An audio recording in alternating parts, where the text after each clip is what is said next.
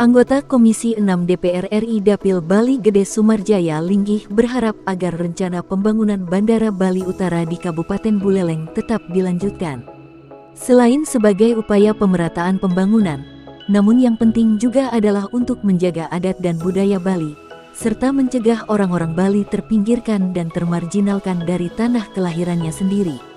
Karena itu, anggota fraksi Golkar DPR RI ini berharap Pemprov Bali, dalam hal ini Gubernur Bali Wayan Koster, agar tetap memperjuangkan pembangunan Bandara Bali Utara dengan data-data, hasil kajian dan suara aspirasi masyarakat Bali. Pertama, saya sampaikan bahwa pentingnya airport Bali di utara ada karena satu persoalan teknis. Persoalan teknisnya apa? Kita tahu bahwa airport Ngurah Rai itu dalam kondisi normal sudah kemarin itu mencapai 24 juta. Penuhnya adalah 27 juta. Kemudian kalau dulu waktu normal naik 10%, maka kalau sampai tahun 10% tahun 2021 airport Ngurah Rai itu sebenarnya sudah jenuh untuk menerima penumpang. Nah, oleh karena itu, maka perlu airport baru atau penambahan dari runway dan parkir pesawat. Penambahan runway dan parkir pesawat itu ditambah 400 meter ke barat dan ditambah lagi parkir daripada pesawat sehingga bisa wide body dan sebagainya yang menyebabkan bisa sampai 37 juta. Kalau 37 juta, artinya Bandara Ngurah Rai hanya tahan sampai, perhitungan sekarang, hanya tahan sampai 2030.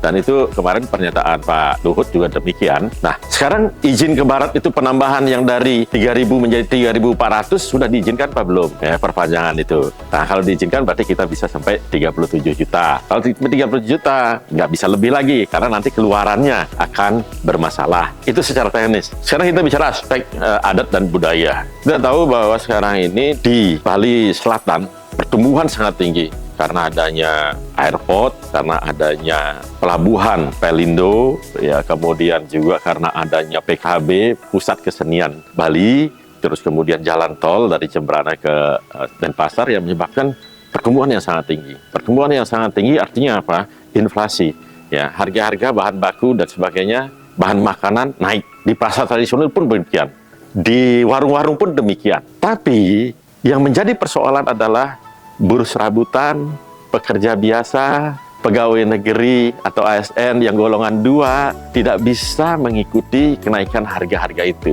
Maka akhirnya apa? Mereka menjual tanahnya. Karena tanahnya tiba-tiba harganya ada yang per arenya 1 miliar, gitu ya. Akhirnya mereka menjual tanahnya, menjual rumahnya, mereka pindah rumah.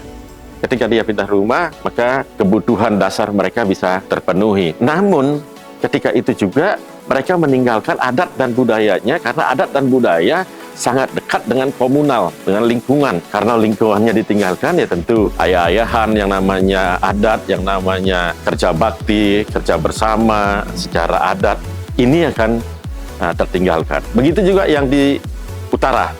Kalau kita bicara utara pertumbuhannya sangat rendah, ya, karena pertumbuhan yang rendah itu menyebabkan penyerapan tenaga kerja rendah. Ketika penyerapan tenaga kerja rendah, maka mereka akhirnya mencari tempat kerja. Ada yang transmigrasi, ada yang ke selatan mencari tempat kerja, yaitu urbanisasi. Artinya apa? Mereka kembali lagi meninggalkan tempat tinggalnya, tempat tinggal komunitas mereka, ya, banjar mereka, ya, dadia mereka, yang akhirnya menyebabkan apa? Ya, kurangnya berjalannya adat dan budaya Bali itu sendiri. Yang kemudian nanti lama-lama daerah Buleleng, daerah Karangasem ini akan menjadi kosong.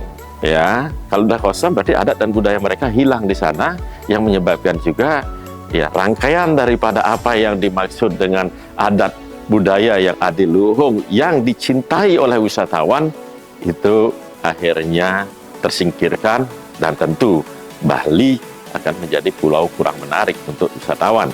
Karena kalau kita melihat hanya fisik Bali, kita masih kalah dengan Lombok, kita masih kalah dengan di timur, apalagi ada danau 3 warna, ya, pasir yang bagus-bagus seperti merica, ada pasir warnanya pink kalau di daerah-daerah timur kita. Nah, keunggulan adat dan budaya inilah yang harus kita jaga bersama dengan cara pemerataan pertumbuhan.